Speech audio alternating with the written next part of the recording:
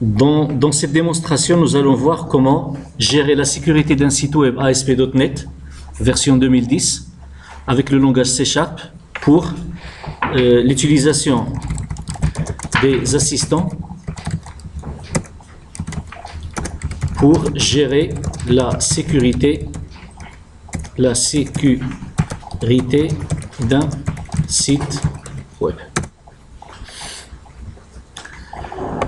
Donc, je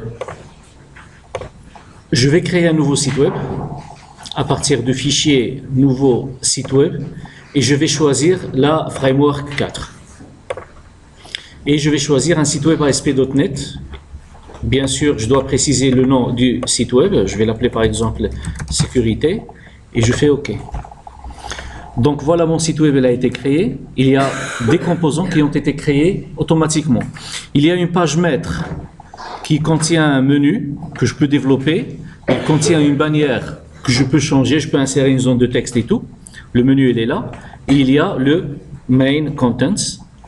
Et puis après nous avons une page qui s'appelle defaults qui est liée à ma page maître. Automatiquement, il a été créé avec sa liaison avec la page maître. OK? Donc voilà, c'est le contenu de ma page defaults. Il y a le global.asax qui contient un certain nombre d'événements, on va les voir par la suite. Et il y a la configuration qui va contenir par la suite un certain nombre de connexions vers le serveur et d'autres types de configurations. Ce répertoire-là qui est vide, c'est un répertoire dans lequel la base de données du site web sera créée par l'assistant de sécurité. C'est pas moi qui va créer la base de données, c'est l'assistant qui va me créer la base de données. À l'intérieur de cette base de données, il va créer toutes les tables qu'on aura besoin, telles que les utilisateurs, les rôles, les liaisons entre les rôles et les utilisateurs, les mots de passe et tout. Et là, on a un certain nombre de pages qui sont pré-programmées. Une page qui va me permettre de changer le mot de passe. Ici, j'ai un formulaire dans lequel l'utilisateur doit taper, ça c'est le formulaire de changement de mot de passe, l'utilisateur il va saisir ici l'ancien mot de passe, il va taper le nouveau mot de passe et il va taper la validation du mot de passe avec les validateurs qu'on a à ce niveau-là. OK? Et les boutons annuler et modifier le mot de passe. Il y a une page qui me dit comme quoi le mot de passe a été changé. Il y a la page du login, c'est la page dans laquelle l'utilisateur va se connecter sur le site web. C'est dans cette page qu'il va taper son login et son mot de passe. Il y a la page d'inscription ou d'enregistrement. C'est dans cette page que l'utilisateur va saisir son nom d'utilisateur, l'adresse de messagerie, le mot de passe et la confirmation du mot de passe avec les validateurs et tout. Bon, comme je l'avais dit tout à l'heure, on ne va rien programmer manuellement tel qu'on l'avait fait dans l'ancien exemple. Le tout sera géré par un assistant. Où est-ce que je vais trouver cet assistant? Soit je viens vers site web, configuration ASP.NET, il y a ce petit symbole-là, et cette icône, je la retrouve ici. Donc soit je fais site web, configuration ASP.NET, ou je clique tout simplement sur configuration ASP.NET dans l'explorateur de solutions. Donc, le fait de cliquer sur cette icône, il va lancer le navigateur et il va me donner un site web de configuration. Ils ont une petite application web avec laquelle on va faire notre configuration.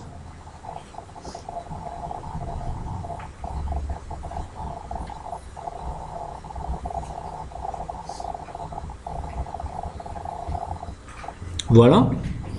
Donc là, on a l'onglet sécurité, vous permet de définir et de modifier les utilisateurs, les rôles et les autorisations. Donc quand je vais cliquer ici, je vais avoir une fenêtre qui va me permettre de lancer l'assistant. Maintenant, il n'y a aucun utilisateur. Je vais cliquer sur sécurité et je vais cliquer sur utiliser l'assistant, installation de sécurité pour configurer la sécurité étape par étape. Là, je serai vraiment guidé et je ne vais faire que suivant et à un certain moment, je vais créer un utilisateur. Donc là, il n'y a rien d'intéressant. Suivant. Et là, il me demande, est-ce que les utilisateurs ils vont se connecter à partir d'Internet ou à partir d'un réseau local ou ce qu'on appelle communément intranet. Donc dans Internet, les comptes des utilisateurs seront stockés dans la base de données. Donc il y aura une table qui va contenir des utilisateurs et ces utilisateurs, ils ont un nom, une adresse email et ils ont un login et un mot de passe. À partir d'un réseau local, là, dans intranet, les utilisateurs, ce sont des utilisateurs Windows. Il faut avoir un contrôleur de domaine et il faut avoir Active Directory. Et c'est dans Active Directory qu'il y aura les comptes des utilisateurs. Donc, dans notre cas, on va choisir à partir d'Internet. Comme ça, les informations concernant les utilisateurs seront stockées dans la base de données SQL Server. Ils ne seront pas stockés dans un serveur d'authentification Active Directory, ce qu'on appelle LDAP. Suivant, suivant, je passe. Je vais activer les rôles. Je vais vous expliquer par la suite à quoi servent les rôles. Après, je vais faire suivant. Il me demande de taper un rôle, je ne vais pas le faire. Et là, il me demande de créer un premier utilisateur. Et je vais taper, par exemple, admin, avec le mot de passe admin123. Je vais confirmer le mot de passe admin123. Et je vais taper une adresse de messagerie. Voilà, admin@domain.com. Bien évidemment, s'il y a des erreurs, il y a des validateurs côté client. Ça se passe au niveau de client et il m'empêche de continuer. Créer l'utilisateur. Voilà, l'utilisateur a été créé correctement. Je vais passer à l'étape suivante. Et là, il me demande de donner des autorisations et tout. Pour le moment, je ne vais rien faire. Pour le moment. Après, on va voir ça. Voilà, j'ai terminé. Je reviens à mon répertoire de projet. Là, il me demande qu'il y a des modifications qui ont survenu. Je vais faire oui. Voilà. Tout à l'heure, j'avais dit que ce répertoire est vide. Je vais actualiser l'arborescence de mon site web à partir de ce bouton-là. C'est bon, vous me suivez? Et là, on remarque qu'il y a une base de données qui a été créée. En double-cliquant sur cette base de données, il y a une connexion qui va s'ouvrir ici et qui va me montrer la structure de ma base de données. Là, c'est la base de données. Il y a un certain nombre de tables qui ont été créées automatiquement. Et si j'entre à l'intérieur de la table Users, afficher les données de la table, je vais voir l'utilisateur que je viens de créer qui s'appelait admin et qui avait l'email admin@domain.com. Voilà, l'utilisateur s'appelle admin et il y a un certain nombre d'informations qui ont été stockées dans d'autres tables. Il n'y a pas que la table Users ici. C'est bon? Très bien. Je reviens maintenant à mon site web. Je vais lancer Defaults. Je vais la visualiser sur le navigateur. Et là, quand je vais cliquer sur se connecter, automatiquement, il va appeler la page de connexion. Voilà, c'est la page Login qui se trouve à l'intérieur du répertoire Accounts, ici. Donc là, j'ai le répertoire qui contient le Login.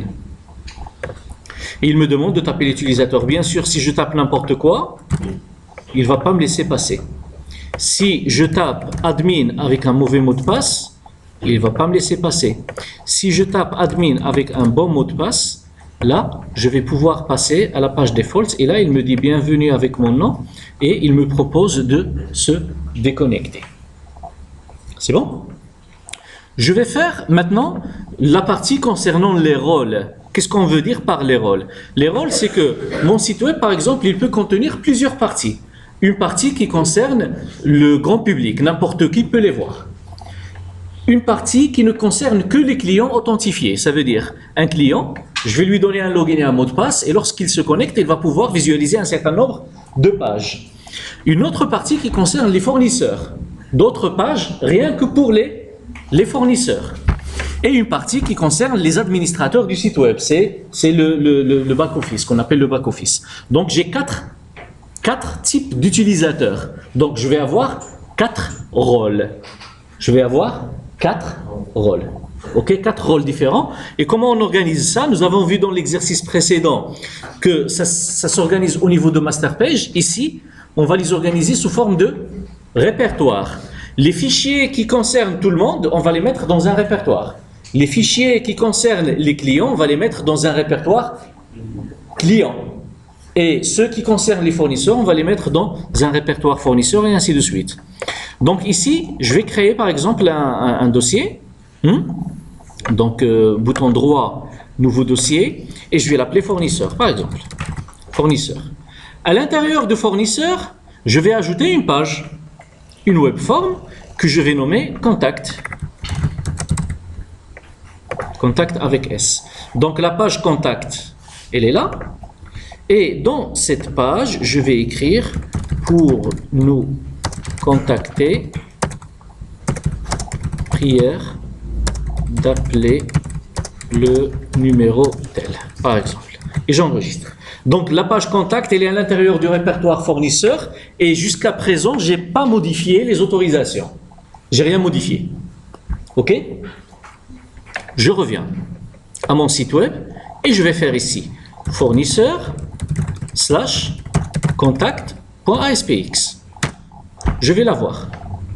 J'ai pu la voir même si je ne suis pas connecté. Donc un utilisateur anonyme, il a pu voir la page et un utilisateur authentifié de même.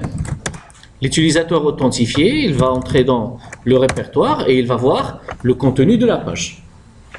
Ils sont pareils. Maintenant, qu'est-ce que je veux faire? Je veux configurer de telle sorte que seules les personnes authentifiées peuvent voir cette page. Les personnes qui ne sont pas authentifiées doivent s'authentifier pour pouvoir visualiser le contenu de cette page. C'est bon? C'est clair? Comment je vais faire? Je reviendrai à ma configuration. Et je vais vers la sécurité et je vais gérer les règles d'accès. Je vais gérer les règles d'accès. Sur les règles d'accès, le répertoire fournisseur, qu'est-ce qu'on voit? Autoriser tout le monde. C'est une règle qui existe. Il y a une règle qui nous a dit autoriser tout le monde. Tous. Je ne peux pas la supprimer. C'est une règle qui existe par défaut. Elle est là depuis la création du répertoire. Je vais ajouter une règle qui va dire que les utilisateurs anonymes sont refusés sur le répertoire fournisseur. Le répertoire fournisseur, il est sélectionné. Utilisateur anonyme, refusé. C'est une deuxième règle sur ce répertoire. On remarque qu'on a maintenant deux règles. Autoriser tout le monde à y accéder et refuser les anonymes. C'est comme si je vais dire, tout le monde a le droit d'entrer en classe. Les étudiants qui se sont absentés hier doivent partir à la direction. J'ai autorisé à tout le monde d'entrer. Mais j'ai ajouté une autre règle de refus. Les étudiants qui se sont absentés hier doivent aller à la direction. Ça veut dire, dans la globalité, tout le monde va entrer sauf ceux qui se sont absentés hier. Donc, le refus, il est prioritaire à l'autorisation. C'est bon? On va voir maintenant. Je reviens à mon site web. Et je vais me déconnecter. Là, je suis déconnecté. Et je vais essayer d'entrer à ma page. Fournisseur contact. Donc là, il m'envoie vers login automatiquement. C'est lui qui a détecté comme quoi je ne me suis pas connecté et que le répertoire fournisseur est destiné aux personnes qui ne sont pas anonymes, ce qui fait qu'il m'a empêché. Si jamais je suis authentifié, je vais voir le contenu de la page. Donc même si je suis sur default et que je tape fournisseur contact ASPX et j'entre, il va me donner la page. Si je me déconnecte et je reviens sur fournisseur, il me dit connecte-toi. C'est bon? Et de la même façon, je peux créer autant que je veux de rôles, parce que là, sur ajouter une nouvelle règle, je peux la faire soit sur tous les utilisateurs, soit sur les utilisateurs anonymes, soit sur un utilisateur précis, soit sur un rôle précis. Donc, je peux gérer les rôles à partir de sécurité, créer ou gérer des rôles. Je vais créer un rôle que je peux appeler fournisseur et tous les utilisateurs fournisseurs, je peux gérer et ajouter des utilisateurs à ce rôle. Donc là, le rôle fournisseur ne contient personne. Je peux chercher l'utilisateur qui commence par A et l'ajouter dans le rôle fournisseur. Et toutes les autorisations que je vais donner pour le rôle fournisseur seront appliquées aux utilisateurs qui sont inclus dans ce rôle.